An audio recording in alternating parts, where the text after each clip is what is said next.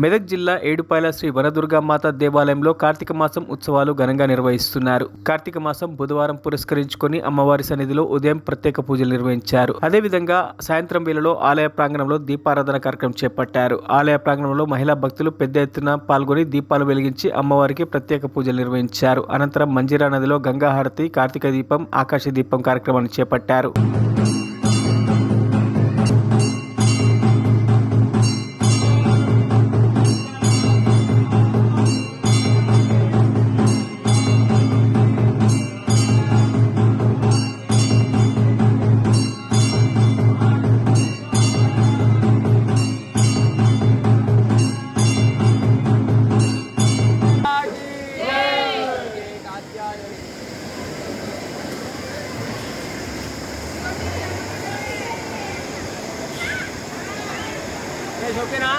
వనదుర్గా శ్రీ ఏడుపాయల వనదుర్గా భవానీ దేవస్థానం తెలంగాణ రాష్ట్రంలోనే ఎంతో ప్రసిద్ధమైనటువంటి క్షేత్రం ఏడుపాయల.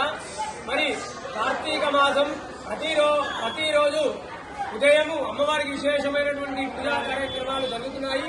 అదేవిధంగా సాయంకాలం ప్రదోషకాలం లోపల అమ్మవారి ముందు దీపాలంకరణ సేవ జరుగుతుంది.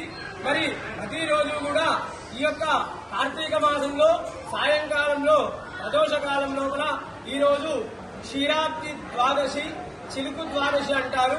ఈరోజు తులసి కోట ముందు గాని అదేవిధంగా విష్ణు సహస్రనామ పారాయణం చేయడం వల్ల గాని ఎంతో సత్ఫలితాలు కలుగుతాయి.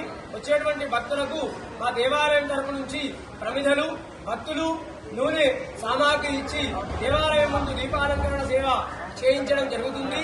అదేవిధంగా వచ్చేటువంటి భక్తులకు ఎలాంటి ఇబ్బందులు కలగకుండా మా యొక్క ఆలయ ఈవో చంద్రశేఖర్ గారు అన్ని ఏర్పాట్లు కూడా చేయించారు. జగదంబ మాతాకి జై. మరిన్ని అప్డేట్స్ కోసం మా ఛానల్ ని సబ్స్క్రైబ్ చేయండి.